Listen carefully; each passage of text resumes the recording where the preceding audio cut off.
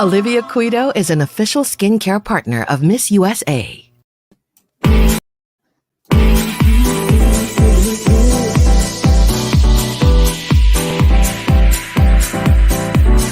Telling me to dance, taking a chance.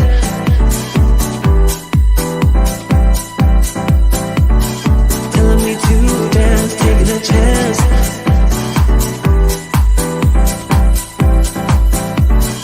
Telling me to dance, taking a chance.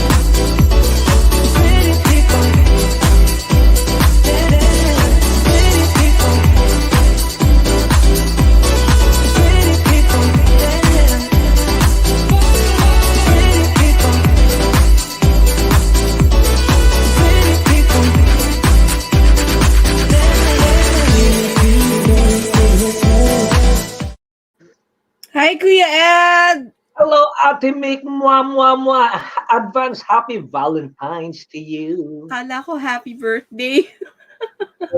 Ganun na rin. Advance happy Valentine's Day to everyone. Yes, we're back. I Dream Live 91.5 with And Kuya good Arv. evening to everyone out there. So it's just me and Kuya Ed. Arvin is somewhere in a far, far away land. Kami muna ni Ate Mick. Vibes. Yeah, Mwah. Arvin is actually working on something, and that's a surprise for everyone. So he's going to be, surprising us all tomorrow in a very Tomorrow special night. performance, right, Kuya Ed? Yes, wow. We can't wait for tomorrow. But And before so- that, ito, tonight. Woo.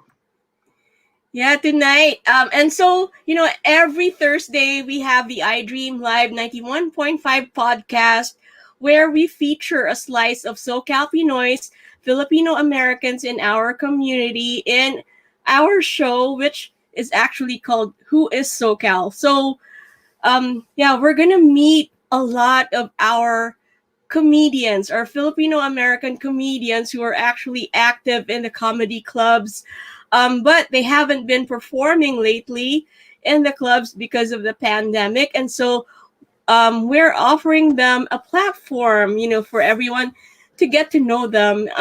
And they're going to share with us their stories, right, Kuya Ed?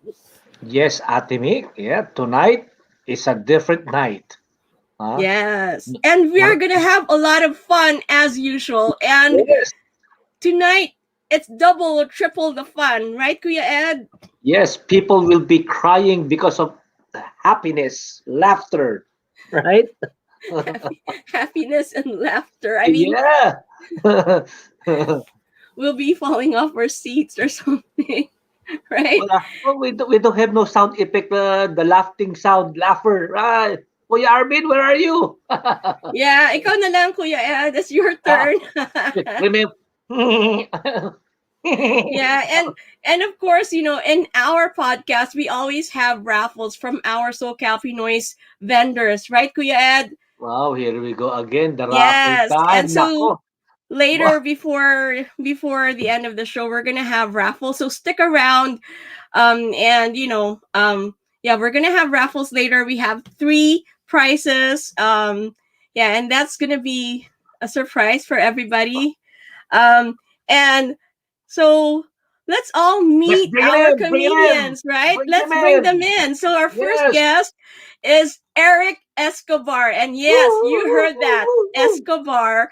And he's a comedian who has performed all over the United States at clubs, colleges, and theaters independently with the Almost Asian Comedy Tour and opened for acts such as Rex Navarrete and Jerry Seinfeld. You can catch him on NBC's Last Comic Standing, Buzzfeed, VH1, Hulu, and this season of I Can See Your Voice on Fox. Really? I Can See Your Voice? Erik has also been featured on the popular Viall Files podcast and just released a TED Talk. Oh my gosh, that is so awesome. And he holds a Master in Fine Arts in Comedy Theory and Studies from Goddard College and resides in Los Angeles. So let's all welcome him in. Hashtag Erik, everybody. Hashtag ERIK. If you guys are out there. Hashtag Erik. Hey, what's up? Hashtag Erik everybody. Yeah, I'm changing hi, my last Erik. name. No more Escobar. I'm Erik everybody moving forward. I'm happy to be here. Thank you so much for having us. This is going to be great. I'm so stoked. You have a different look for being a comedian, man. Oh, thank you. You have a different look for being Vietnamese. Very, very interesting. I don't know how it works out. Very tan. I like it. Yeah, I'm here. I'm excited. I have my coffee, guys, and I also brought, just for this show, I got a red horse. All right, a red horse and a coffee. This is like the Filipino. Oh, Four wow. Loko. Oh my gosh. I'm very excited. Oh, man. Pinoy Four Loko it up. Is that the ultimate Pinoy combo? I think so. Yeah, just throw in some anger and cigarettes, and I think that's the perfect forfecta. Yeah. Oh my goodness. Man, one upper and one downer, huh? Exactly. Yeah. Oh my. That's what I'm like for my girlfriend. You know what I'm saying? Oh my God. I don't even know her. We'll see. Oh, man. We're all gonna get confused in a little while. But this is super fun. Yeah. Yes. Shall we call in our next guest? I would Let's absolutely go. love that. This lineup tonight is full of some of the best, most hilarious, most just like good people, amazing Pinoy comics in Southern California. I'm so excited to see them all and talk with them all. It's going to be great. So let's bring them on. Yeah, so our next guest is Jay Aquino, the Jay Aquino, who is a Los Angeles-based comedian that has performed at venues all over Southern California, and he was featured, the featured comedian at Film Creative's 2019 Night of Radiance. Okay, let's call in Jay. Hi, Jay. How are you doing? I'm doing great. I am reporting from San Diego, California. There's no sun right now, so you can't tell it's San Diego, but it really is San Diego. So Yeah, it's okay. There's no sun here either in Carson. so yeah, I'm Diego. happy to be here. I also got my coffee. I don't work as hard as Erik, so mine's only a medium. He's got a large, so Let's do a little cheers, Jay. Let's do a little cheers. Oh, Cheers. Cheers. Where's your coffee, Kuya Ed? I don't drink coffee anymore. I graduated from that. you picked the Yeah, harder just stuff? enough. Just much more. I have a different kind of caffeine. See? Oh man, here we go. With your So I always hear it from Kuya Ed whenever I, like when he gets a glimpse of the Coca-Cola. And so we have the next person that we have is Camille Aragon. She's the beacon of light and sent from heaven above to help heal the world through yoga, Wow. energy healing, and some dick jokes. Camille's quarantine pastimes include being Filipino American, listening to audiobooks and podcasts at 1.5 speed, micro-influencing and slacking off while calling it resting because we are in the pandemic. That is so funny. Let's ask her more about what that means. Hi, Camille. Hi. Woo! Super excited to be here because I napped all day, so I needed something to do with my time and energy. Wow, she's a comedian? Sometimes, right? Yeah, I try to be. Sometimes, huh? Yeah. Yeah, Okay. I met Erik a while ago, so I'm super excited to be in the fold here with these other SoCal comics. But, thanks for reading my bio. I felt like my previous bio of having a Harvard degree was just too much expectation. So I wanted to switch it up there. And you're a Filipina too, huh? Yeah, my shirt. I don't know if you can see my shirt. Show it to me. Show it to me. Oh, okay, I get it. So that's how you know I'm Filipina. It's like going to the eye doctors, right? And like, can you read Yep. this? How about this? Better this, better now. Oh my god. You should see the looks I get when I go to Seafood Palace. Oh really? That is so funny. So what is it like listening to podcasts at 1.5 speed?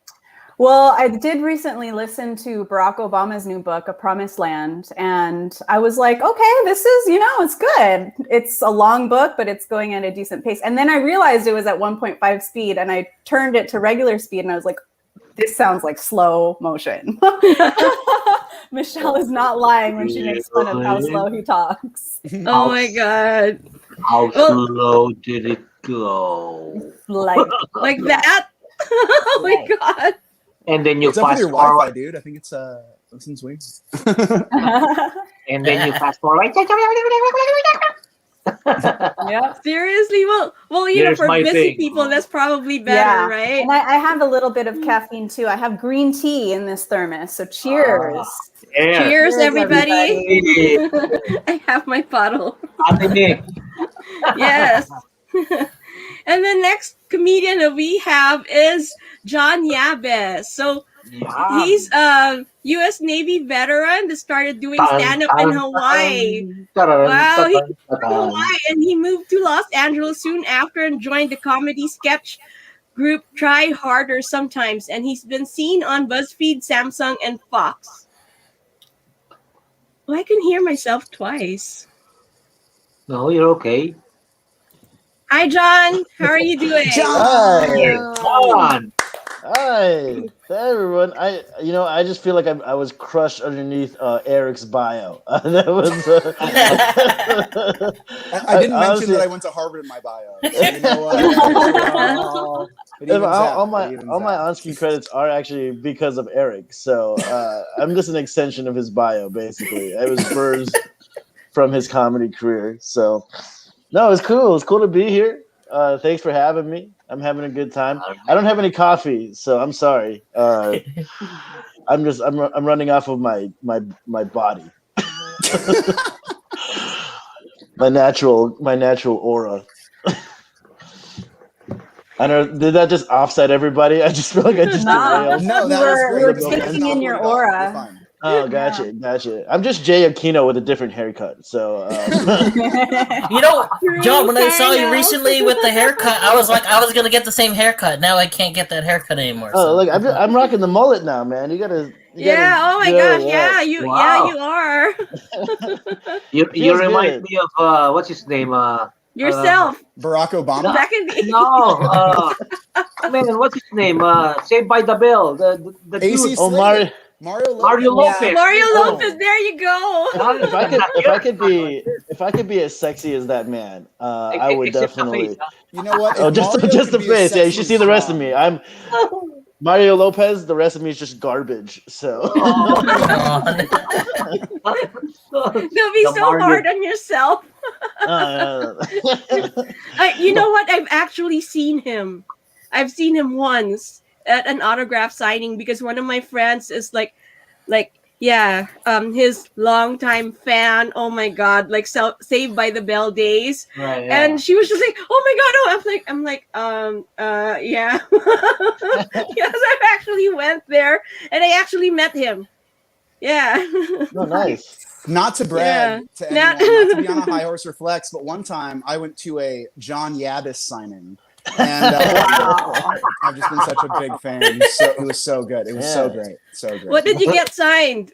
You know what? Is this a PG show? Because I don't know. About it. But we'll I just leave it just at that. thought I had to ask that. I had to sign. So I had to cool. sign an I-9 for tax reasons. That's. I 9 inches, baby. All right. And we have another military man. So AJ Santos, he's a U.S. Marine Corps veteran and a comedian from Orange County who has been featured in numerous local shows from OC to LA. He is also the host of his own podcast, man with a no plan. AJ is also a Marine Corps veteran who served between 2011 to 2015 and did one tour to Afghanistan. Oh my gosh. Wow. Thank you so much for your service. And laughing is a gift to help ease the soul, and that's his main goal. Hi, AJ. Yay! Uh, Okay, hey, let's put AJ in the middle. let's refix the. No, put me underneath. That's Okay. what she said. There you go. There we go. Yeah. Gotta love the coffee this late. Jeez Louise. Cool. How are you doing? What's up, guys? How you guys doing? Hey, okay, so like this is the first time in quite some time actually that I've gotten to like talk to people because I've been quarantining because I got COVID, right? I'm here in Orange City, and I'm like super nervous, and I'm just like it's kind of cool to see like all new faces and shit, you know? Socialize. Yeah. Yeah. I haven't met, a lot of people since, like COVID started. Like when COVID started, that's when I met a lot of people. Like a lot of people. Yeah, 'Cause like usually- Atomic. I met Atomic during this Yeah. COVID time. Yes. I never knew her before. I never knew Kuya Ed existed in my Yeah. entire life. I'm just kidding. It's kind of Until I crazy. saw 'Cause her. I feel like when it comes to comedy, it's sort of the same thing because I don't know about y'all, but I feel like we all kind of had like our crews and our groups and the people we saw. And then when like Zoom comedy became a thing, like everyone became connected. Like I don't care if you're on the East Coast, the West Coast, Canada, Berlin, South Africa, like everyone started doing shows together. So this like big like community came up out of nowhere and we all became friends. And I'm so grateful for it. It's so sick. Yeah, mostly. Yeah.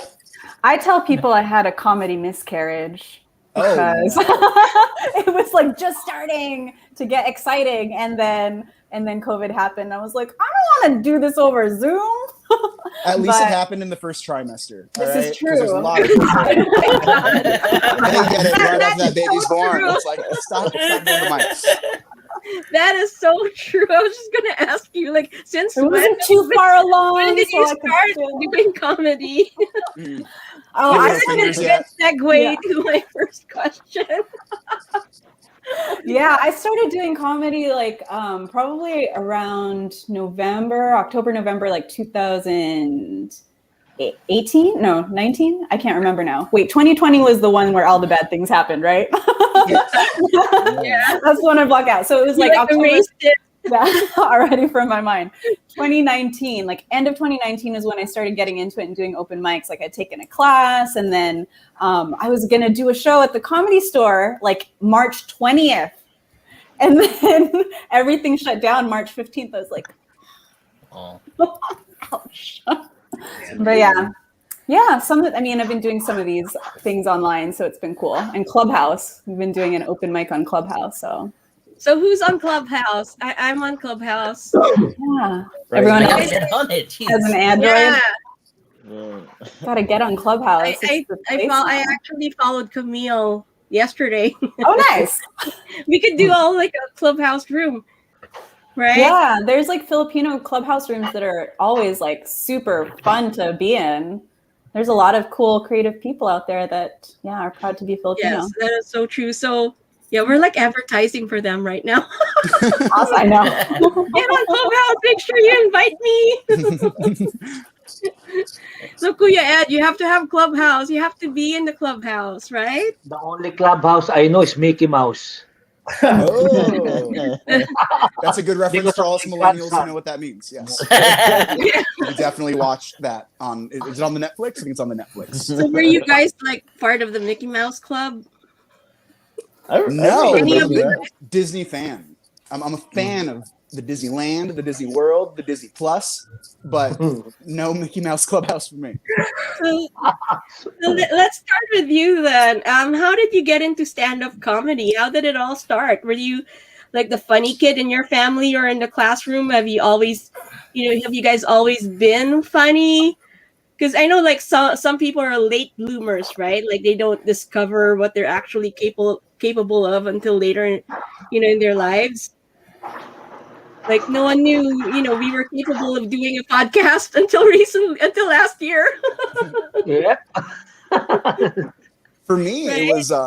it was when I was in high school. I was doing a lot of I was playing football a lot. I was doing athletic stuff. And then I remember one day, given we're all in Southern California, we can probably feel the vibe. I remember it started sprinkling, so they canceled football practice because of the sprinkle. Because obviously us Californians can't take it. So I ended up walking the halls, just waiting for my ride, and I stumbled upon the improv team. So I quit football, started doing improv the next day, and our coach was this amazing comic named Tom Clark. And I remember one time we were trying to set up a workshop, and he was like, "Oh, I can't do a workshop because I'm on tour in South Africa that day." And I'm like, how do you just casually say that? How do you just casually drop, "I'm doing a tour in South Africa"? And I thought it was so cool. And I was like, you know what? That's what I want to do. I think this is what's for me. So I officially started stand-up in 2008.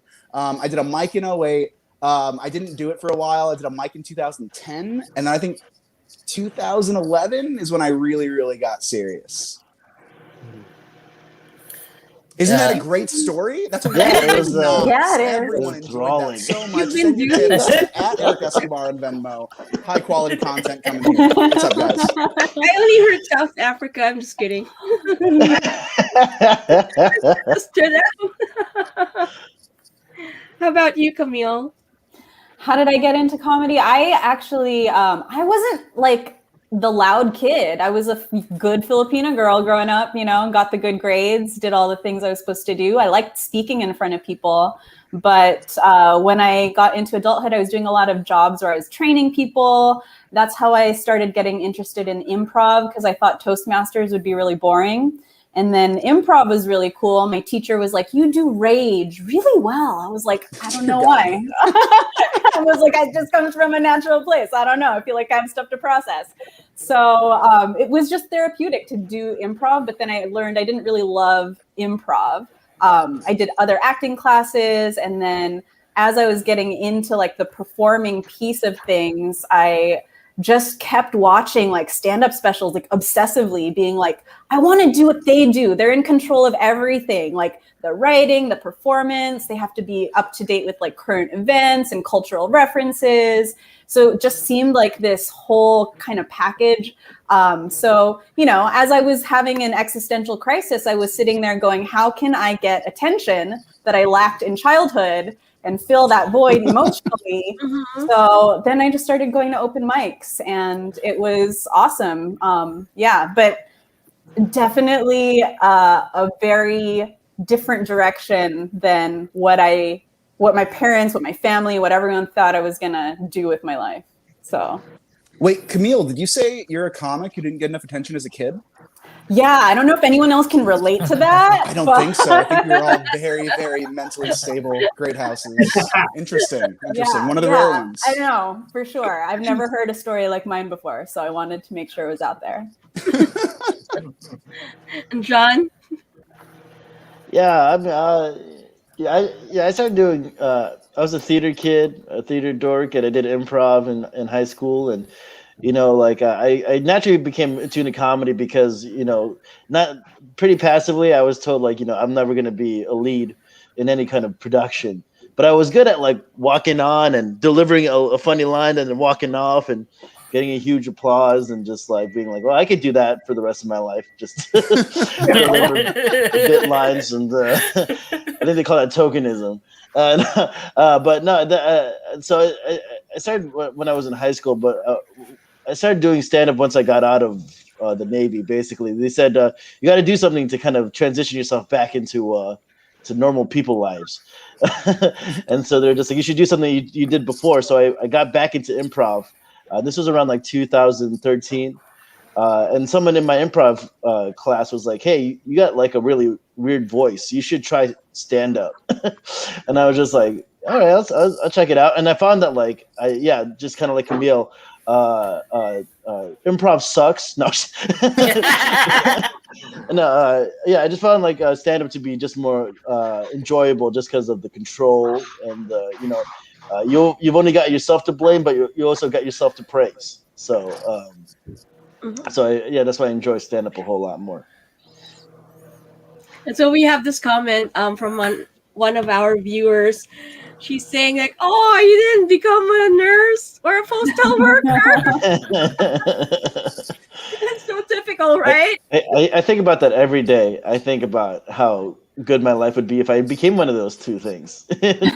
sometimes I dream about being a nurse and a postal worker at the same time. You know, just working a 12-hour shift at a hospital, and then right after just delivering mail for the next 8 hours. So, well, we all know nurses and postal workers don't make as much money as comics. All right, so we definitely got one. We definitely got the high end of the stick. Is that the saying? I don't think so.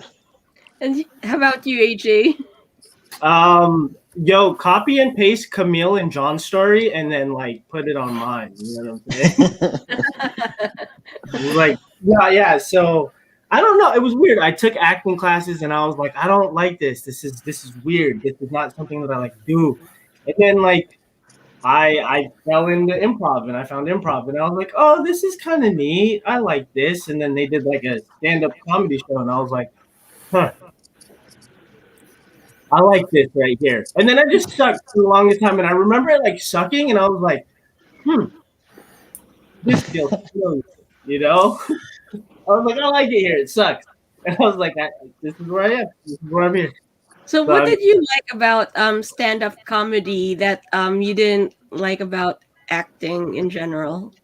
I think it's just the fact that, like John and Camille were saying, it was whatever is yours, like whatever applause you get, that's from you. You created that.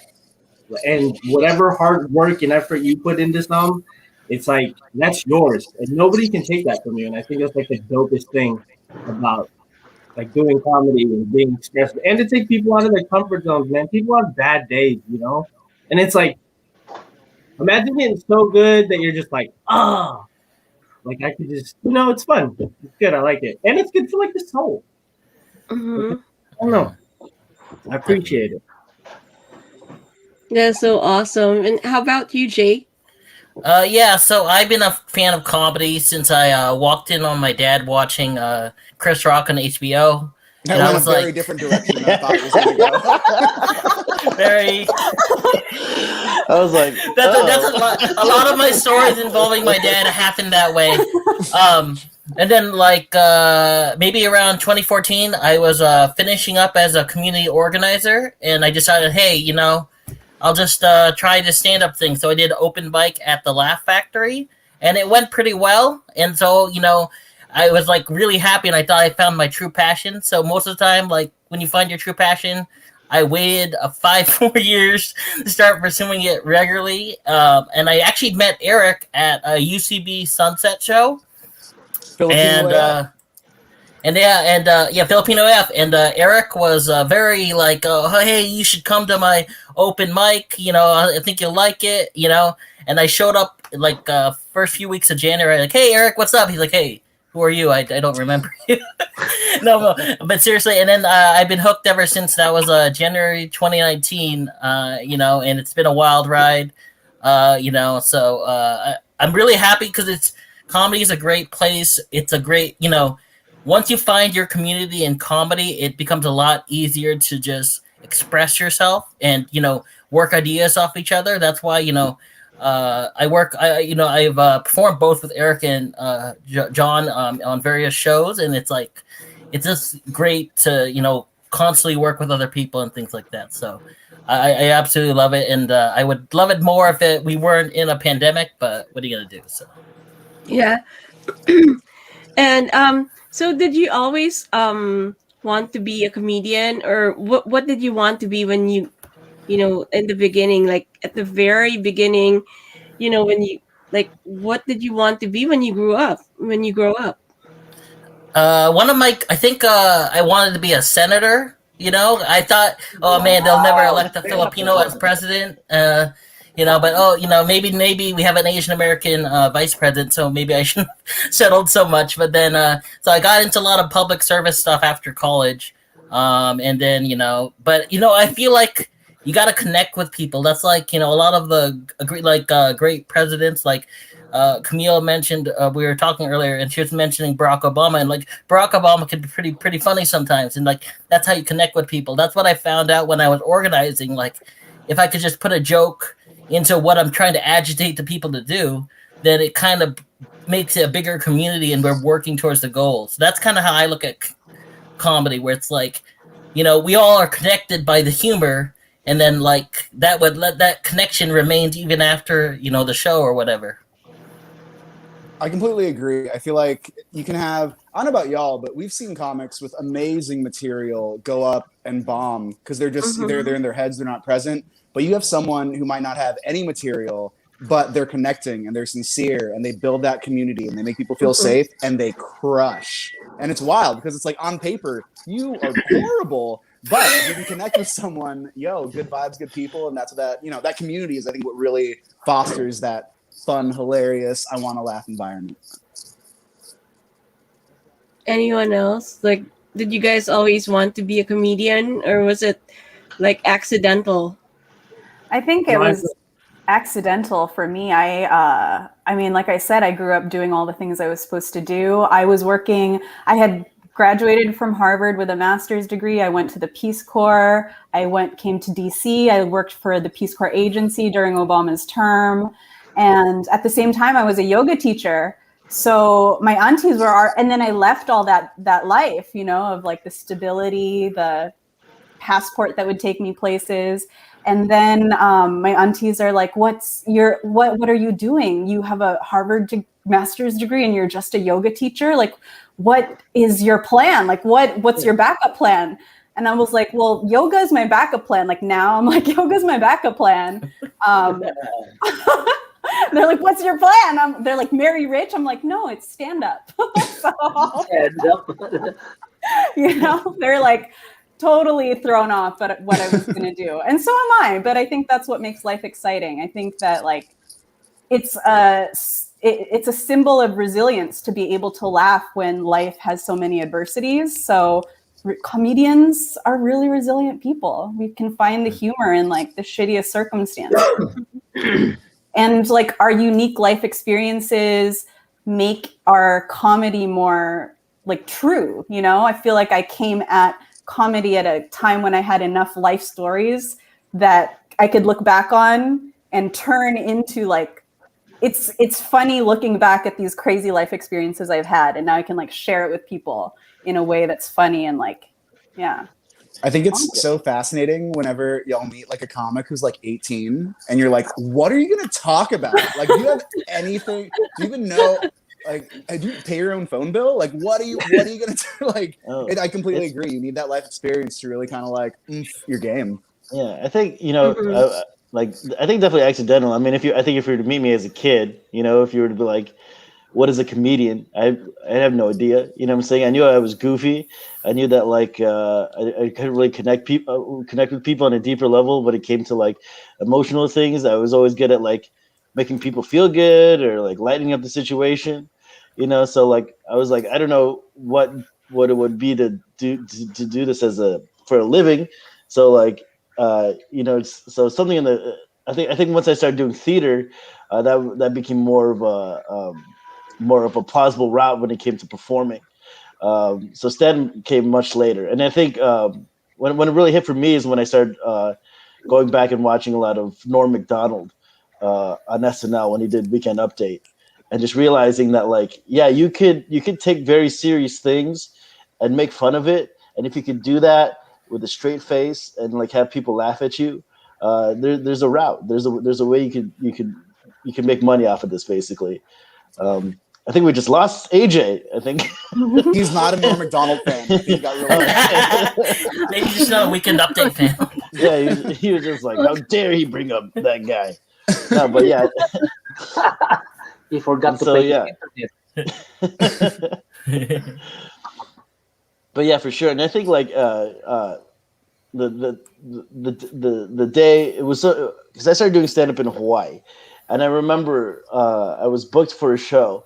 And it was for somebody that I had never met. And then they asked me how much I wanted to get paid for a show. and like as someone that had never gotten paid to do this ever, I was like, I was like, I don't know, like $20.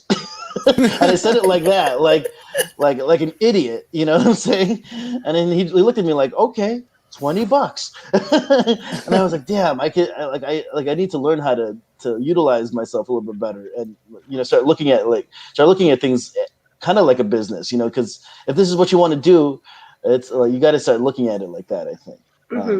That's for like sure. The most painful thing that I think one of us could ever hear, when they're like, what's your rate? And you're like, what's your budget? And they're like, well, what do you want? And you're like, what do you want? Yeah. And then you like pitch them a number, and they're like, oh, that's it? Yeah, sure. And that's always like the most crushing feeling ever. It's like, I could have gotten at least a Starbucks gift card out of you. What's going on? What reaction do you guys get when you tell them you're a comedian? I guess it depends on who you're like, when it comes to my family, they're just like, what is, like, that's not a thing. You know what I'm saying? They're just like, all right, tell us what you're really doing.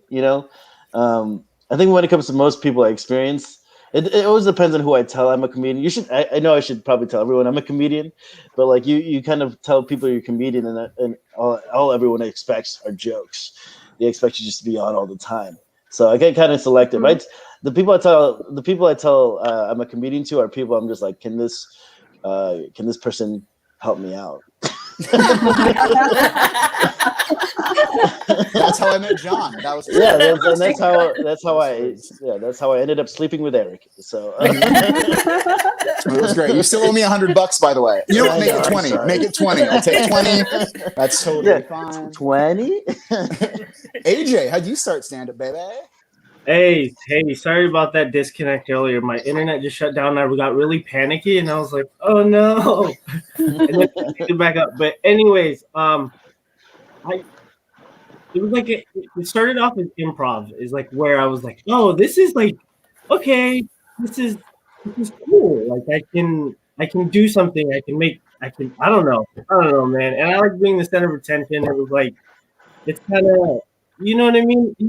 You fall in love with the pieces that are like going on, and then it's just like, I don't know, make it for yourself, and then like just being able to relate stories that people could relate to, and then a lot about my balls, It's just like, it's weird. It's a funky place because I tell real like they're inappropriate stories. Like I used to sell Playboys as a kid. And it was just like those little journeys and stuff, I don't know. I don't know. But yeah, that's how I got into it. Can I pose a little question, Mick? Is that cool? Sure. Cool. I feel like, I don't know, because we got a lot of improvisers in the house. I've always felt like improv always felt between like a 1 and a 10. You know what I mean? You have a good show, feels like a 10, you feel great. You have a bad show, feels like a 1, you're like, oh, this sucks, let me get pizza. But I feel like stand-up's like plus 100, negative 100. You know what I mean? Like when you kill it, you feel like 100. You don't sleep that night. You're freaking out. You're like, this is amazing. But when you bomb, it's not a 1. It's like a negative 83, and it crushes you. Do you guys feel sort of similar? Do you have anything to I think that goes back to that, like, it's yours. Like, it's all yours. You can't blame it on a scene partner. You can't blame it on like somebody else's writing. You can't blame it on a director. Like, it's all you. So that is part of like what makes it extreme in like both directions, like, holy shit, people think I'm interesting and funny. Like the power you feel when it's you on stage making a room of people laugh, there's nothing like it, Amen. But then on the other hand, you being up there, it's like being up on stage without your clothes on. And like, yeah. That is my act. That is well, and that's when you kill, right? That's when you kill. Have you guys died on stage? All the time. Yeah. Mostly. Yeah. Dude, that's to get your confidence taken from you. Like you have you guys ever have like one of those just like really good days and you're like, yeah, I'm about it. I'm about life. And then you're like, I'm going to go to open mics and I'm going to kill it today. Like I'm going to destroy it. And then you get there and then it just doesn't work. And you're like, sorry. I'll go back home. I think I've had like the most existential crises doing stand up. You know, Yes. I love it. I love it when you like. I love it when you do a like a twofer where you crush on one show, and then you're all confident, and you go to the next show and you just bomb, and using the same material, and then you just go into a rural spin, and you're just like, what is anything? What am I? You know. I remember I had an experience where, and thank God it was an open mic and not a show, but like I had an experience where I was brought up to nothing, to no reaction. I got no reaction during my entire set, and I left the stage without anyone reacting. And I think, and I was like, wow, I could have just done nothing for the last 10 minutes, and it would have been the same thing. And I was like, that was a big moment where I was like, am I doing the right thing? Am I proving everyone else right? Like, I want to call out Jay Aquino because Jay, you're an enigma in comedy because I've seen you do extremely well and kill, and you walk off and you're like, whatever. But then other times you like, no offense, don't do the best, and you walk off being like, yeah, that was fun, that was great. You like nothing phases Jay, I feel, but I could also be wrong. No, Eric. Oh, I don't think. Well, I wouldn't say that. So a lot of times when you see me at mics, Eric must have been seeing me at a mic or something like that. I write my material on like I try to work out stuff on stage, obviously, like at most people, but a lot of it I'm trying out. So like I'm making notes in my head when I do it. I do it very analytically. So it's like, oh, you know what is that part that didn't work? Oh, I thought that wasn't gonna work and stuff like that. So maybe Eric saw me on a good day or something. But like going off your original question, Eric, it's like a weird, like comedy is like magic, you know, and it's like we kind of know, like we're at the stage where we're trying to learn magic, and we've learned a few tricks, but occasionally people see, and it's just like, you know, they see the rabbit, and then it's like, but the rabbit's got, you know, it's a little cut or whatever, and then all, you know, I don't know magic at all, but you know, it's like you know, the worst feeling for me personally is like when you're you think you're killing it, right, and then like everybody's vibing, and then you say the wrong joke. And then the room just goes silent, and it's like you wish you could like have that one of those like secret buttons and make it go back where it's in time, like 17 seconds. It's like, okay, I'm not gonna use that joke. That joke is going off in some pile over there. But I think I like the struggle though. That's the main thing I like about comedy when you're just doing it. It's a wonderful thing, especially if you're around your peers.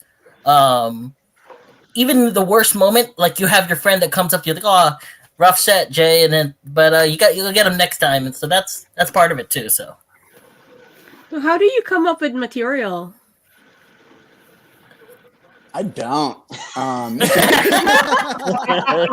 you get on stage and then stage naked. He just takes off his clothes. Is it there? What's going on? I feel like honestly, I don't write as much as I should.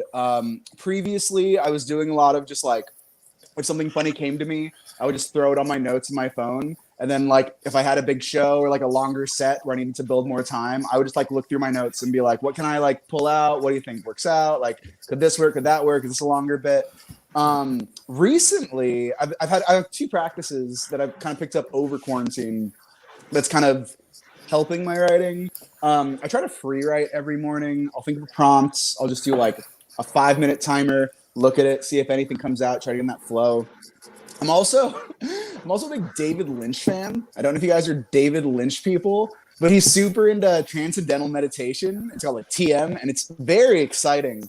And I feel like if I meditate maybe like once before breakfast, once before I go to sleep, it kind of puts me in sort of a zone where I can kind of look at my thoughts from the outside. And I feel doing that is like if a comic were to come to me and be like, I have this joke, I could be like, oh, I thought of a really good tag, or I thought of a better way to word it, or I think of, you know, this could be a cool way to do it. But when it comes to my own material, it's so hard for me to like think of prompts and think of setups. So kind of getting outside of your brain and looking at your material that way, I feel like I can look at it from another point of view. And that's been helping a lot with my writing.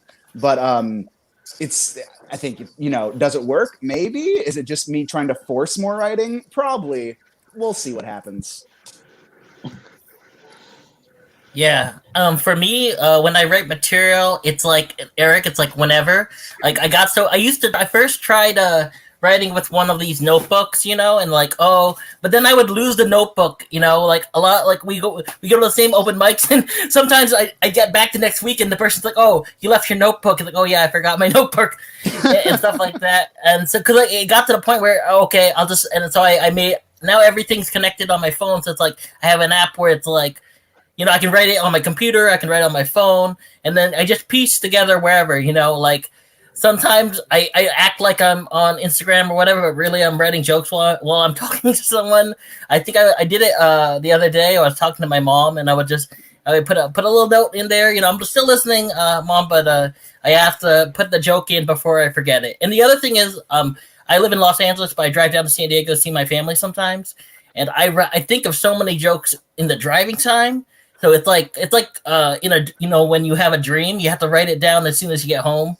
So that's kind of another thing that happens to me a lot. Like hopefully, just talking things out, and just that's how I try to come up with material. Yeah, I think it's helpful to have the notes app. I'll have ideas and just jot it down there, so you have somewhere to put it. When I took the comedy writing class, the practice they recommended was to take time every day to write. And then they would give us prompts. So that kind of jump started like how to generate these ideas. But for me, if it is something like that is painful in my personal life, I know eventually part of the healing process is going to be able to look at it in a way where I'm like, fuck that dude. Let's make fun of him. And like, that's how my square. You're such a source of inspiration. That's why. Thank you. Yeah, I think it's no, but yeah. So if it's like something that has some kind of emotional weight to it, that's something I'll look at for material for sure. Or if something just kind of makes me laugh in the way that I think of the words, I'm like, that's going to be part of something. Let me just make a note of that, and then kind of take time to flesh it out. So yeah. I kind of approach the same way as Camille, in the sense that like most of my material is just things that make me laugh. I've kind of learned to like not really keep any of my jokes sacred, because I don't think anything I write is very sacred or anything. So most of my ideas are kind of jumbled like bullet points in various notebooks. And so like I do it in such a way where I'm pretty sure that if anyone read my notebooks, they would think like a psychotic person wrote this. Doesn't make any sense, So I'm never really afraid that people are gonna be like pick up my notebooks and be like, I'm gonna become a comedy god. You know what I'm saying? So like, I mean, I kind of flow with like what I like at the time and what makes me laugh and like what I want to tell. And it's gonna sound real dumb, but like it's all in here, until I get hit in the head or something. But like, but it does sound dumb. You're right, John. Yeah. But yeah, so I mean, like, it's like most of my material, it's just kind of like it's all Rolodexed in different places all over. I probably should get it more organized, but I'm an old man when it comes to doing anything. So. Has anything embarrassing ever happened to you guys on stage? Any stories? A drunk man once jumped on stage and then immediately passed out, and he got more laughs than I did. I already apologize about that. It's a hard night. Yeah, and he was drunk, and he was Erik now. Erik. Yeah, but yeah, I mean, that was. I remember trying to make a joke after that, and that joke bombed, and I was like, oh, I really wish this guy would just take the rest of my time, but he's passed out. I would say probably about 2 months ago, I was working at a casino up in Oregon, and they call my name up. It's just me and a headliner. I go to the stage. This guy tries to rush on the stage and like take the mic, and I'm like, please don't do that. Security, where are you? He's yelling throughout my entire set. He's getting aggressive. He like wants to fight, and I'm like, security, please come. I asked for security 4 times before he pulled out his concealed carry on me. I've never had a gun pulled on me at a show, but it was very embarrassing. It was I mean, most embarrassing. that's I was so scary. It's not even embarrassing anymore. Oh my goodness. It was horrible. I was like, I just want to do my. I was supposed to do like 30. I think I did like 10 minutes, and I was like, you can handle the rest of this headliner. I'm chilling. Oh my god. So have you guys like had, a lot of rock stars have that groupie experience, like, ladies throwing stuff, Comedy. They're called chuckle. Have you guys effers. experienced any of those? I wish. Thank you, Yuma. Appreciate you, Boston. If you- How you doing, Oregon? Great, wonderful time. Yeah. So female comics are pretty rare, and guys that get laughs, I'm making some generalizations here, but guys that get laughs, they feel very good about themselves after, right? And I have had some guys hit on me after shows, and I'm offended. I'm like, how dare you? Like, did you not listen to my set? That proves that you were not listening to what I had to say on stage. But yeah, I've never chuckle effed anybody because I always look at people's credits before going out with them. And I think that's some of the best advice you could give a female comic is, don't hook up with anyone that you meet at an open mic unless you approve of their credits. So I don't think you should hook up with anyone at an open mic, period. Amen to that. That is, Do you guys have any favorite comedians? For your favorite comedians? How about AJ? AJ, who's your favorite comics? Let me see.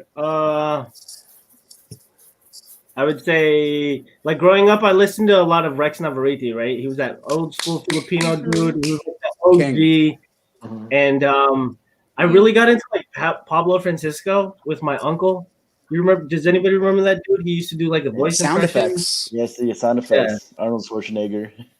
And then I went through like my groupie Dane Cook like phase, and I was like, all right. But my like, I get inspiration from like, I don't know, dude. I don't know. It's just I like a lot of comedians. They're like Joe Coy's super dope right now. Like, I don't know, they're just all so good, you know? I'm like I saw that shade, Erik. So there's one question in the comment section. Who's better, Rex or Jokoy? Rex. 100%. Rex. Well, Joe doesn't. Well, Joe's doing Rex's material, so I guess they both. If we want to get real about it. So there we have the answer. I was kind of afraid to ask. I was like, oh my gosh. Yeah. I got all the respect for Joe Coy. I know he's killing it. You know, if anyone's that successful in the game, he's awesome. But, you know, I think at the end of the day, I'm a Rex guy. You know what I mean? Rex was huge for me coming up. I'm living the dream because I get to open for him every once in a while. And I really check myself and I'm like, this is 16-year-old Erik's like biggest dream. This is his bucket list item. And he's doing it. And I'm just a Rex guy, 100%. Can you pack with the Packers? Yeah. I love that joke. That's the famous one. Yeah. Pack the sheet. Do you still put that Filipino accent when you joke around?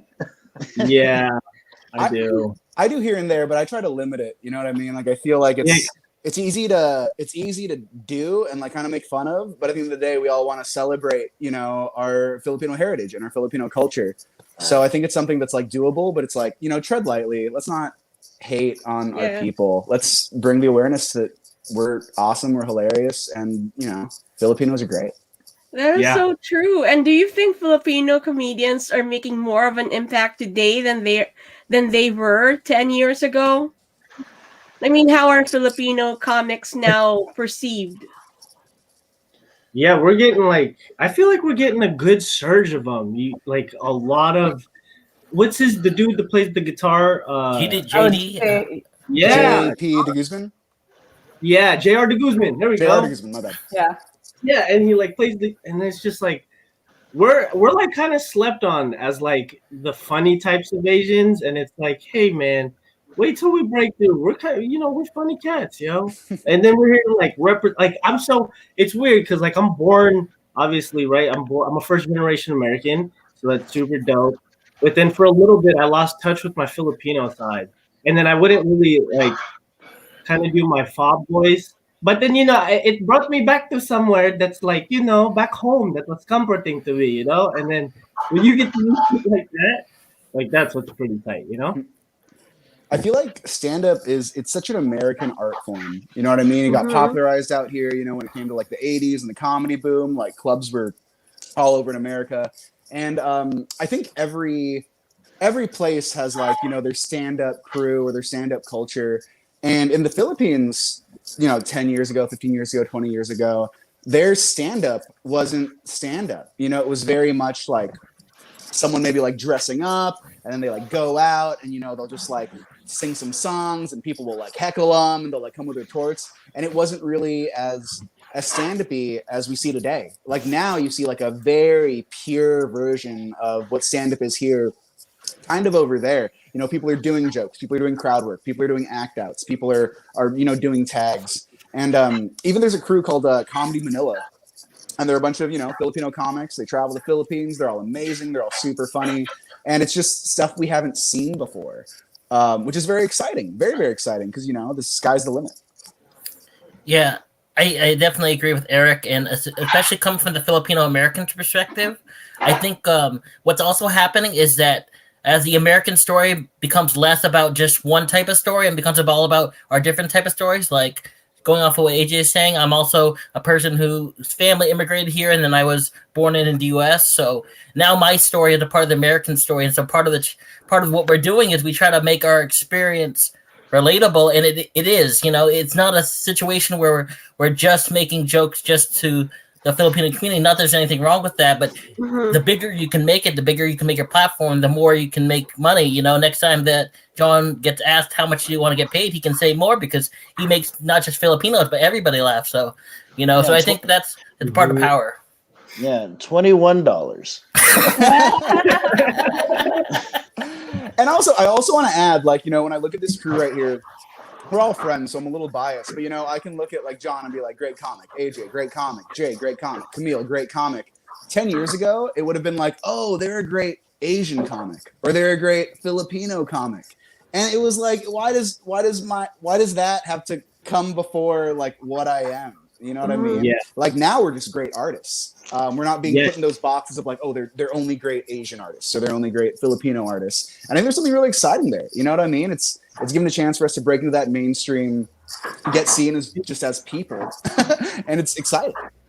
Yeah, I think the representation that we are seeing in the entertainment community in general is really inspiring, and it shows that like when a group of us rise, like we can all start to rise together, and that our stories are relatable. Like there are so many other immigrant stories out there that aren't necessarily unique to the Filipino experience that other people can find themselves in and like relate to the humor in it. So yeah, we see it through a specific lens, but I think that a lot of the foundations of comedy are like universal. Like people can understand like irony and being surprised about an unexpected outcome, and yeah. How do you apply for that kind of job? You call that job, or normally a job they're hiring waitress, need a accountant. What about comedians? How do you get to those kind of gigs? Who You hires email 1,000 clubs and one says maybe. Straight up. Yeah, you just kind of just keep shooting your shots, and you just get used to you get used to the word no, and then you get really excited about the yeses, and then you try to foster those relationships and navigate them into something that you can make money off of for sure. Do you have to submit a video or reel? Okay. Yeah. And I would say like the thing that is the biggest part, more than a good video, more than good credits, references. You know what I mean? Your reputation in this game is everything, absolutely everything. You can be killing it for 20 years and you mess up somewhere and that sticks with you. It just does. And it's, oh, well, I didn't mean to have a bad set or whatever, but that's always how they're going to see you. So just building up a really strong reputation of being a great comic, and even more importantly, a good human being, someone who's professional, someone who's easy to work with. They'll reply to your emails on time. They'll go out and you'll go out and do your own radio. You won't wait for someone to be like, oh, promote the show. Like, you go out and promote it. Like, it's just like you're saying, it's just like any other job. You know, you just want to do your job well. And if you do your job well and people trust you and people like you and they can refer you to things and vouch for you, you'll level up. Do you think looks could be an extra add-on for being a comedian? Your looks? I think you can take away. I think if you're too attractive, people are more focused on the hot guy or the hot girl than they are listening to you. Or maybe a goofy look or a dorky look. Would that be an add-on to his jokes? Well, don't talk about Jay like that, all right? He's a nice guy. Nice guy. I saw the screen he was looking at too when he was said that. I was like, come on. We're all comedians here. Look like Jay. You know what attracts me the most on Jay? His voice. It seems that he inhaled some helium, right? Or sounds like a porky pig. He just sounds like that's all, folks, right? And then John, I wouldn't say that, right? if I'm stand by my brothers and sisters. If I'm the audience, man, just from his voice, I'm gonna be laughing, you know. Well, one of the things I found out about comedy is like you gotta go with what you have. Like, I can't change my voice, I can't change the color of my skin, I can change my hair, but other than that, you know, there's things about me, and I have to accept those things and bring that to the audience. And if they accept that, and then I can make them laugh about it, then that's part of the game. So, you know, like, one of the things that I've always been told when I meet other comedians is like, Jay, you always look happy. And it's like, Eric, I'm having the worst day of my life right now, actually. You know, but like that's part of when people see me when I come up on stage, people assume that. So then I can use that. Like, oh, you know, people thought I was having a nice day today, and I said, fuck you to that guy, or whatever, you know, things like that. So I think stand-up, more than any other form of entertainment, maybe not even music, but I think stand-up has that magical aspect to it where, you know, regardless of your looks, regardless of your age, you can make it when you're like 41. Mm-hmm. You know what I'm saying? Like you don't. I feel like a lot of being an actor or being a singer, there's a lot of prevalence about being young and good looking. You know, whatever you term as attractive, and then as the older you get, you see those people start to struggle a little bit. But you take like a Mark Maron, you know, you take like it's like a Louis C.K., right? Who, like, guys, I know I said his name, I'm sorry, but like, it's just an example.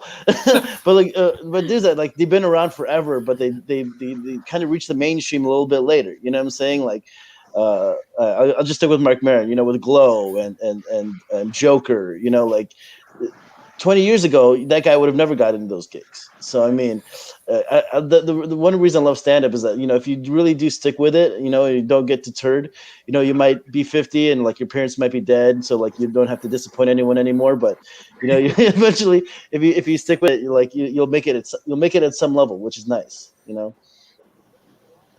If you could do anything about the comedy industry, what would it be? If you were given the chance to change anything, what would it be?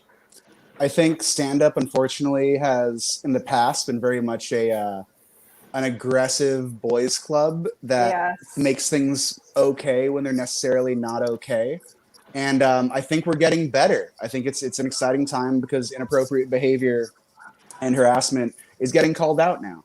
And there's way too many comics. So yeah, let's like clear the fat. Let's cut it. You know what I mean? I was going to say, if there is one thing I could change about the comedy scene, especially as like a female comic and having been in many rooms at this point with like, as the only female in the room, like to sit there in the boys club and hear jokes about like hurting women, like, and having people laugh at that, like, that's messed up. Like I would, you know, just make it so that is not acceptable because it's not, you know, that's not what comedy is about. I don't think it should be about like encouraging these like really hurtful things on people. I think there is something to be said for like punching up when you're in that position on stage to find ways to find humor in things in situation where like you're not being a bully or just completely like alienating an entire group of people. So What can you guys? More what can importantly you- than equality, pay. I would actually change the pay. Let's get paid more instead of having equalness. I'm kidding. No, okay, that didn't go over well. Thought I would take a risk. I just would like to get paid more. Thank you very much. Okay, I'm going to take a pee break. I'll be back. And what so you we guys have can- Go ahead, go ahead. What can you guys say about too much cursing on a jokes? That's been so rampant now, right? Nowadays, rather than having a clean jokes, you know, like all those cursing, you know. I would say it always. Go for Yeah, it. I think yeah. I was gonna say, I don't know, Eric, you might agree with this, but I think everything's like with approach. You know, like because everyone's gonna have their own style. You know, I'm not one to be like you should. You know, I mean, you're definitely more bookable if you could work clean for sure, and keep and like I think if you were to dissect jokes, more often than not, clean jokes work better in the long run. You know, you could definitely clean up your dirty jokes and make them good. You know, but I'm not saying that you don't have to curse because like there's definitely comedians that are great that curse all the time. Right. You know, I think everything is execution. If that's your brand, if you need to drop some F-bombs every now and then, or if you just you were completely clean and you joke about hot pockets. You know, it's just humor is very subjective, and if you can execute it and make it funny, then then just roll with it. I definitely agree. And it's kind of like one of those things, like, it depends what you want. Where do you want to be in 10 years? Like, Ed, and if you wanted to be an accountant, that's a very different skill set and resume than if you were applying to be a waitress. You know what I mean? Like, it's definitely one of those things where, like, whatever you want, you have to work towards. So if you want to get your Disney show and if you want to be working colleges and cruise ships, I think that's a very different path than like wanting to work clubs and maybe being like an alt comic and getting more, kind of like one-nighter, rough and tumble shows on the road. So I think, obviously, like John said, I completely agree. If you're clean, you're going to have more work opportunities. But, if you're not going to be happy, doing an hour in front of a bunch of college kids or on cruise ships, and you'd rather be, in the clubs and, maybe even doing some dirty material here and there, then that's what makes you happy. And at the end of the day, we all got into this freaking weird game because we just want to be happy and we enjoy it and we like it. So I'm not one to tell anyone like, you can't do that material, don't do that material. Actually, you stole that. You shouldn't do that. That's kind of hack. Don't do that. What am I saying? But it's definitely one of those things where it's like, it depends, what makes you the happiest. Kind of follow that and see what you need to get there. And if it's being clean, it's being clean. If it's being dirty, it's being dirty. If it's being crowd worky, it's being crowd worky. So what makes you the happiest when it comes to being a comic? I was gonna say eating steaks. I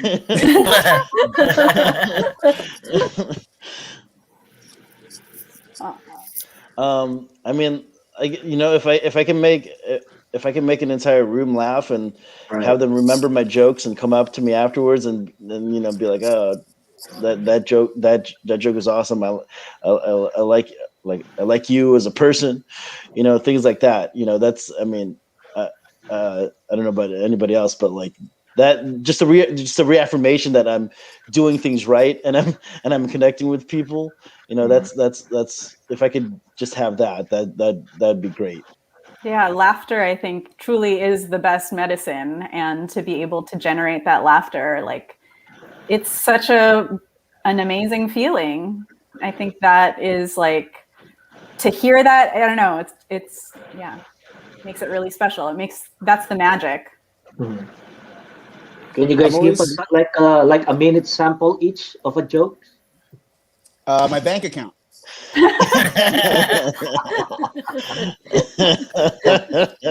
Here we go. How much more time do I have? How much more time? Like a quick joke. Quick joke. Oh, Go man. ahead, Huh? you guys like Kill Tony. On the spot. This might be like too insane for comics, but I got a minute left. Let me tell a story.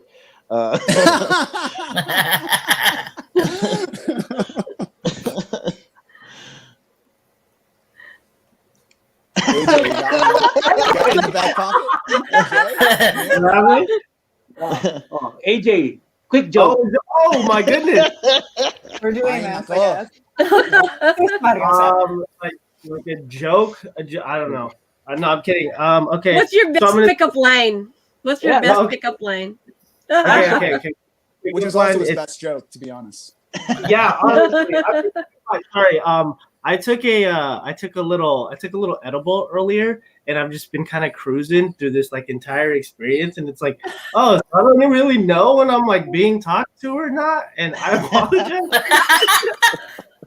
That's a great 1 minute bit. That was perfect. You did great. And so Wonderful. like, Oh, I'm here. But yeah, okay. All right. That was a joke. He froze for a second. I wish I could, but okay. So my parents, right? They got divorced, right? And then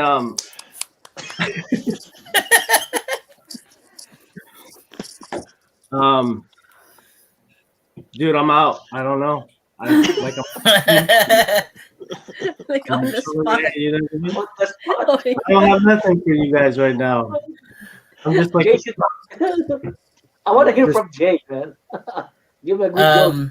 You know, this is actually a true story. I recently gave a presentation on stress management, but I was pretty stressed out about it though. So next month I'm going to give a presentation on irony. So just a one-liner, just throw that in there. Use chicken bread in a sentence. Sticking bread in a sentence? Chicken bread in a sentence. Oh, whoa. look Like at this chicken bread. Chicken bread. I had chicken and I put it on some bread. Chicken But Use chicken bread in a sentence. Chicken bread? Chicken. Beef bread. Chicken. Beef tortilla? What are we saying? Pork pita. I can do a pork pita. That works. Use A chicken euro. bread in a sentence. empanada. Hey, Oh my now I'm hungry. God. Is this I'm an hungry inside for thing? chicken Is bread. this- I feel like this. Chicken. Is this a deep cut right now? What's happening? Yeah. It's yeah. Oh my god. What happened to her? Chicken bread.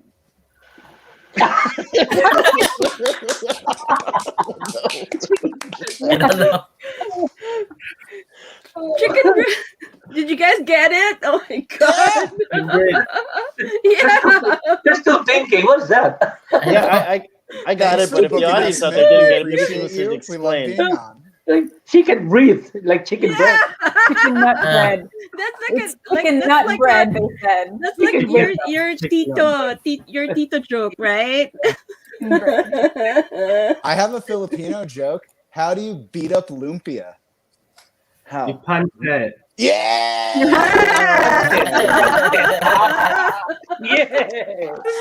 That's nice. Bring out all the dad jokes. Oh my God. What about Camille, the girl? We want to hear some good jokes. Also, just a regular comic. Yeah, that let's sounds- do a comic. Let's hear her period jokes. Okay. I'm Yeah. gonna do Wait, were you talking about John or Camille when you said the girl? I don't know. which one. that.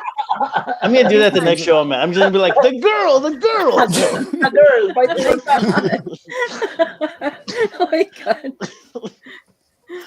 So, guys are really missing out by not getting periods because never has a guy walked to the bathroom, pulled down his pants, seen blood all over his underwear, and said, "Oh, thank God.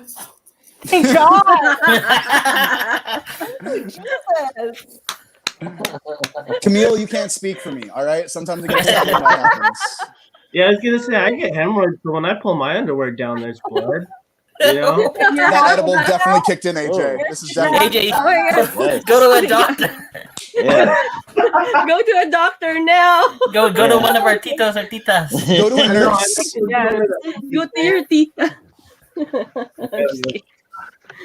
So we do have like a question from one of our viewers. How do you handle hecklers?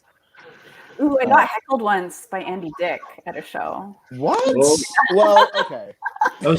Yeah, Eric, you say that as if that's like surprising. I know.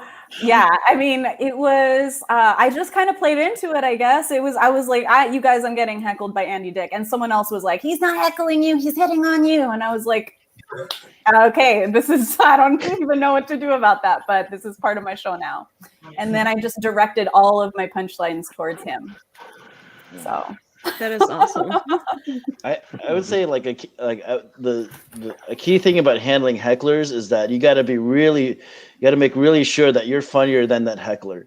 Because if a heckler throws something at you and they're funnier than you and your comeback is not good, then you've lost the audience. So you're either funnier than a heckler or you just go buck wild and you beat him up. I think I don't know if there's an in between, but I feel there's something to that. Like, I feel everyone has their own vibe. I never want to be mean to a heckler. You know what I mean? Because I feel like hecklers, 90% of the time, they're just drunk. They want to be a part of the show. They don't realize they're being horrible people. They don't realize they're being dicks, Andy or not. And I feel like it's one of those things where you kind of got to like bring them in and make you. At the end of the day, you just want everyone to feel safe. You know what I mean? And I think when you get aggro, sometimes you can be like, "Arr!" So I'm just trying to always just be like, oh yeah, make fun of them a little bit. Don't go too hard. Because, at the end of the day, I think I have sold more merch to hecklers than I have like any person. Because, they want to be a part of the show. You bring them in for a minute and then afterwards they're grateful and they buy some lighters, they buy a t-shirt or whatever. So I try to be kind. But if they're going real hard, real mean, I just ask for security. I try not to. I'll ask for security before I get mean. One of the things that I know is that you just gotta kind of remember also that you have the microphone, and it's sort of part of what you're doing as a comedian is you're trying to make sure that like Eric said, it's like they were there and they just got kind of a little bit off, and then you just gotta remember to try to get everything back on track, and then hopefully sometimes it works, sometimes it doesn't, especially when you're at an open mic and it's just it's just no one's getting paid. We're all just trying to work on our material, and somebody just came up drunk. What are you gonna do? It's sometimes you just gotta go, oh well, that's it. I'll see you guys later, and then hopefully the heckler just dies down or something. I know that Eric's gone right now. I want to know how he swings his hecklers into buying his merch. I want that lesson. Sorry, I really had to use the bathroom. Also, how does everyone like my 20-year-old headshot? Hey, like that's your face? That's what's underneath all that? It's like all of your hair went down here. Well, it actually went. You know what? PG show. Let's not. It's okay. I'll tell you where it went later. What's the best advice have you guys been given? Be kind. Be nice. I think there are a lot of people who are not cool. And, they should get like... Here's the thing. At the end of the day, you're going to work with a lot of people a lot that you don't realize you're going to work a lot. You know what I mean? Like in 3 years, you could end up on the same weekend with each other. Mm-hmm. So if you're not homies, you don't agree with them, like I don't need to talk to you. I don't need to hang with you, but I'm not going to like get in a fight with you. You know what I mean? Like if we have to be professional, we have to work, and I just want this to go fast. But at the end of the day, like I said earlier, your rep is, I think, your most important thing, more than your credits, more than your jokes. And if you have a good reputation and you're kind to people and people know you're professional and you're cool and you hustle, that's worth so much. Yeah, going off what Eric said, it's like one of the things I've been learning is like you got to make connections with different people, whether or not you like them as a person. You got to make connections because we're like all part of this type of scene and everything like that. But that's just in general, like the connections a lot of times can lead you to an employment opportunity, but in comedy can lead you to like a appearance on a podcast or a show. Like, oh, hey, they're looking for a comedian that's Philip. They were trying to make it more diverse. Oh, I know Jay. He's I know Eric. I know John. I know Camille. That type of thing. It's about who you know too, like anything else in life, and that's part of the game. Mm-hmm. Something I've just been told actually pretty recently. And I guess I have to explain this a little bit. It's don't waste your time. Whenever you get on stage, whoever you meet, always have intention. I know for like the longest time I would go to mics every single night because that's what I was told. Go to mic every single night, and I just realized for a long time I would just get up and just do nothing. And just recently someone was like, "Don't waste your time. Just have intention." Just everything that you do, make sure that you're doing it towards something. Kind of piggybacking that, I also feel that there's a big difference between working hard and working smart. You see a lot of people who work very hard and they spend the 10, 15 years, 20 years at the same mics, and it's hard work and mad props to them. But there are people who work smart and they end up getting on the road, getting those TV things within a few years. Like be very intentional with how you use your time, and always try to see those tangible wins. And if there isn't a tangible win or a tangible benefit to something, why do it? You know what I mean? Play that game smart. Yeah. Yeah, I would say keep getting up too. Like for me, I think I have had to be challenged by that in the current situation that we're in. But like, finding ways to keep practicing your craft, even like going back to the resilience and calling on that, because those times when you're not doing well in your sets or you bomb, it can feel hard to want to do it again. So to stay focused on what it is that brings you joy through this art form, and staying connected to that. That is so awesome. AJ? Yeah, one of the really good pieces of advice that I got was that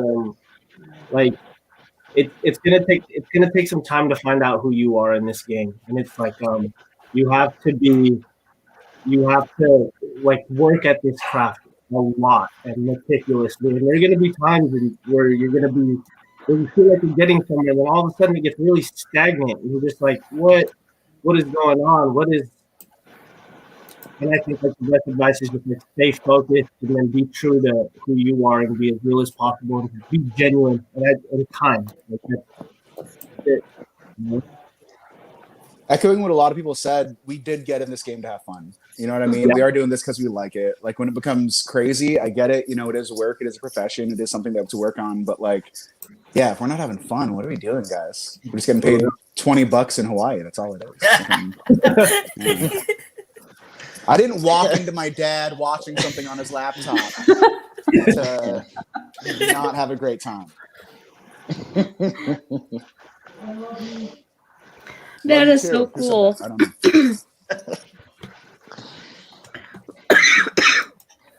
know. And can you tell our viewers what's next for you? But before you answer that question, I just wanted to tell everybody that we do have a raffle. Yeah. We have a raffle. And if you want to, it's for AJ and Eric and everyone else. So that's it. We're not having a raffle. We're just giving them to our guests. That's it. We're giving them to the comics. $21 value. $21 value. That's right. It's like 4 musubis. Oh, man. And so before you guys answer that question, just to our viewers, enter iDream if you want to win a raffle prize. If you want to get a chance to win a raffle prize, enter iDream, and I will put you in our Wheel of Fortune. And so what's next for you guys, and where can people find you? Ladies first. Jay, go ahead. Jay? Oh, thank you. I know my long hair. That happens a lot. a lot more. Love it. Well,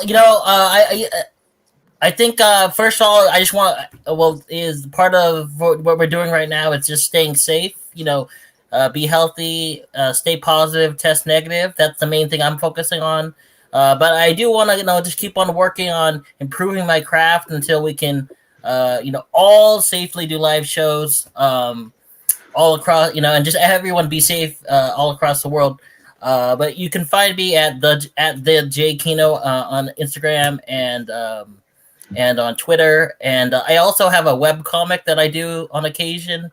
It's at Takeover Comic, and I occasionally draw my thoughts and what's going on in the world. So, I'm really happy that I got to speak to you all about comedy today, and I'm just going to keep on taking. I learned things from this conversation. I want to take what I learned from this conversation and work on my craft. So. Yeah, likewise. I feel like I've learned so much in this as well. And moving forward, it's always inspiring to get to connect with other comedians and to see too, like ourselves representing the Filipino community in this field of entertainment that's just really unique. And I'm excited to be part of it.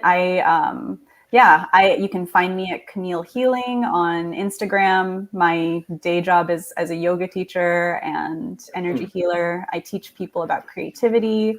Moving forward, I also have a podcast. So I interview some comedians and actors, other yoga teachers, healers on my podcast. It's called the Healing Oasis podcast. So yeah, there's always stories to be told, and I'm here to share all the stories. All right. You can subscribe. You can subscribe to my OnlyFans. Bullet Boy. No. I'm part of a comedy sketch group. We're called Try Hardest Sometimes. You can find us at Try Hardest Sometimes on Instagram and Twitter, and I think Facebook. I think we hopefully have a sketch out for Valentine's Day. If you want to check that out. You can also find me on Instagram at Yabez John. I got John Yabez banned somehow. So just Yabez John on Instagram. Come give me a follow. And next week I'll be in Arizona with this guy over here. Yeah. Oh, that is so awesome. Yeah. Hold on, I was meeting you guys were super dope. Erik, you had some really good stuff to say tonight, man. I was like, they were freaking on point. Was it the I-9 incher thing? I like the I-9 incher thing. I don't think it got enough laughs, but I thought it was it was really dope, man. I really appreciate that. But yeah, I've got 4 episodes out of this brand new podcast I'm trying to do. It's called The Man with No Plan. And it sounds exactly like what it is. Come check it out. It's weird. It's funky. Sometimes it's quick. It's about me, and it's about stories about people who didn't have a plan for a little bit and they're trying to figure it out. And actually, I'm taking a stab at this TikTok thing. So follow me there too at AJeezy for Sheezy. AJEEZY, the number 4 SHEEZY. And I appreciate you guys. Thanks for having me on. AJ's TikTok name almost sounds like he said it in Tagalog. He's like AJ for Sheezy double E. You say it's sexy, baby. I always say follow me on Instagram. That's where I kind of post everything at Erik Escobar, ErikEscobar. Have a bunch of safe shows coming up. I'll be in Arizona with John in a couple of weeks. Also doing Nevada. I'm in Utah. May, I'm going to be in, where's Little Rock? Alabama. No. Arkansas. The wonderful American geometry. Yes.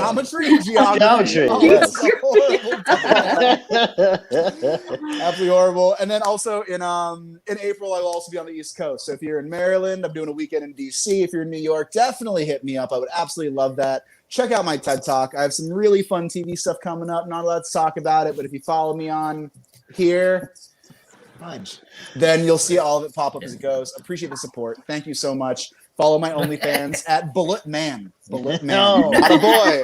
You guys are so awesome.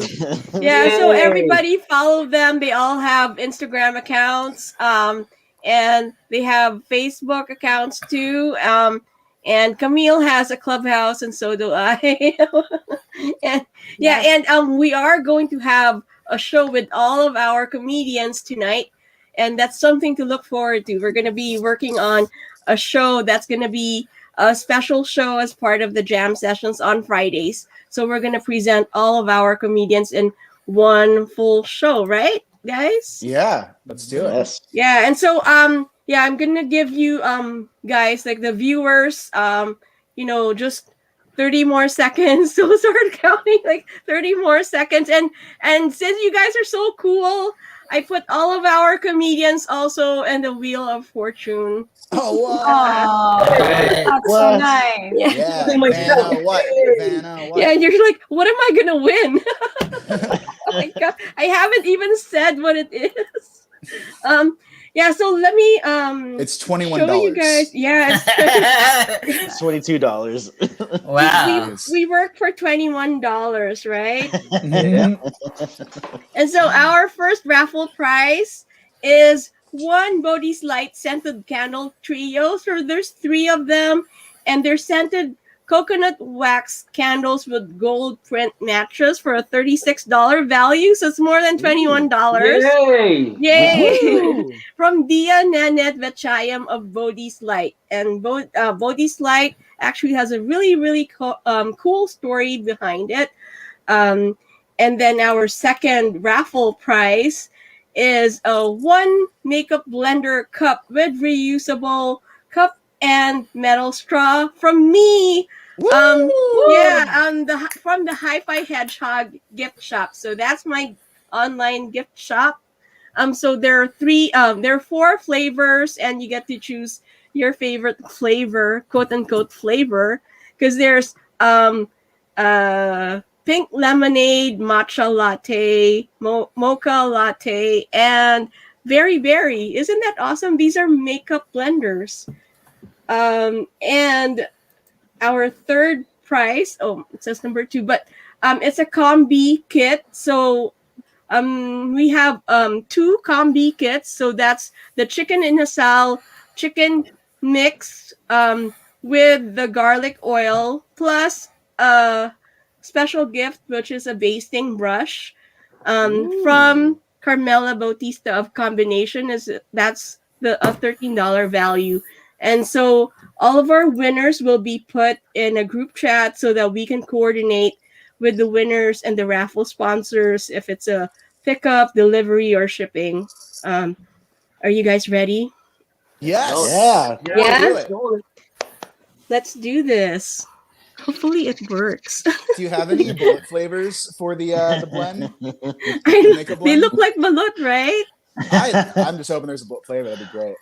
With a little longanisa on my face. That's Let's do it. funny. Okay, let me try to do this. My Jay, gosh. can you tone down your Where am excitement for I? this? You're a little too tense. Please tone it down, bro. There you go. So this is going to be the first one. This is the 3 scented candle trio. It's a scented candle trio from Diaz, Nanette, Vechayiem. That's a $36 value. So let's go. Let's do this. Spin it!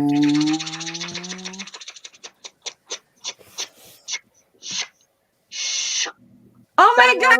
Oh my Jason! God! Jason Yeah, Messina won! Oh my goodness! The founder of SOCAL Filipinos. Congratulations, Jason! Woo-hoo. And thank you so much for watching us tonight, for supporting our show. Okay, and second raffle prize is this one is a makeup blender. You get to choose 1 flavor. And that's from me. That's a $15 value from the HiFi Hedgehog gift shop. So let's do this. John, do you want to form a truce? If I get it, we'll split it. If you get it, we'll split it. Yeah, sure. So Hilarion Trio won. Congratulations! You won 1 makeup blender. And let's see. Okay. The third prize is a 2 Kombee kit. So you get 2 of the chicken Inasal mix with the garlic oil. So there's 2 of those.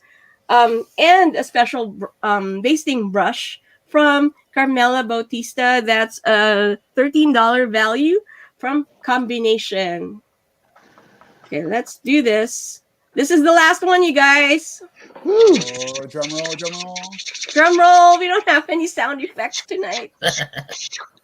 I'm the sound effect dude. Oh, Congratulations, Hey.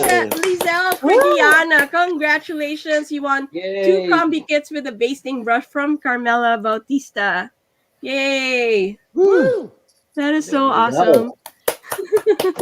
Sarap. Sarap. I am Raph, full Yeah, of so joy. Yeah, that's it's a wrap. That's a wrap. It's a wrap. Sarap. It's a wrap. So thank you so much to our guests. Thank you, Camille, Eric, AJ, John, and the one and only Jay Aquino. Thank you so much. And Thank you, to thank our you. viewers, thank you so much for staying with us tonight. And don't forget, tomorrow we have the jam sessions. That's our Valentine's Day special. It's on a Friday, but it's our Valentine's special. And we have 4 performers. We have Angge of Angge's Kitchenomics. So a lot of us know that she makes really, really good siomai and beef Paris and beef salpicao. But she's actually a singer, and she's a really good singer.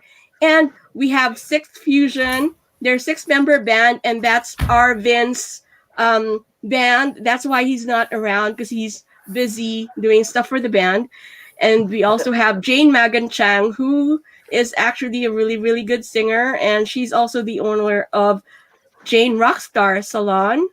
And we have Shella, whose lead singer is Michelle Villegas, and they do their own brand of R&B and funk, and they're awesome. And so they have a single release, which they're going to talk about tomorrow. Yes, and so that's tomorrow at 8 o'clock. Don't forget. And once again, thank you, everyone. Thank you to all of our comedians. Thank And- you. Thank you, everybody. Oh, this was Awesome, Happy man. Valentine's Day. That was Come to really the show fun. tomorrow. A lot of my friends told me to be a comedian, you know. I said, hey, you know what? I did try that. So what happened? It's okay. They were wrong. Yeah, they just laughed at me. So I said, forget it. But Kuya Ed is also a one-man show, Yeah. right? He plays like so many different instruments. He's a DJ. He's a host. He's an Part- MC. Part comedy. Part comedy. Kuya Ed, what's your OnlyFans? Subscribe in a heartbeat, baby. Don't you worry.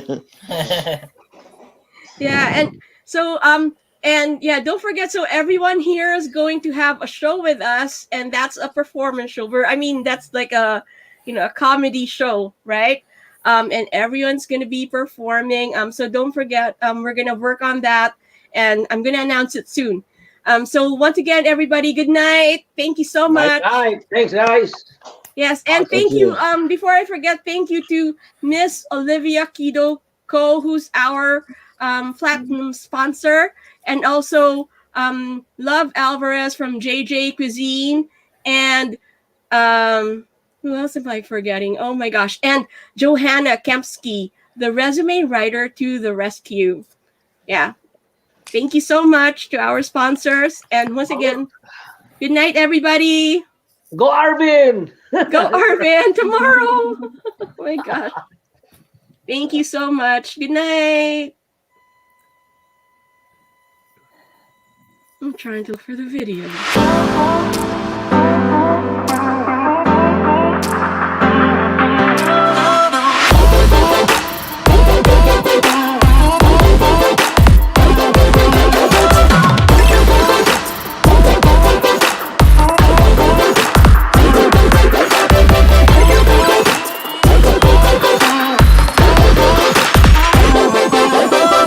Olivia Cuido is an official skincare partner of Miss USA.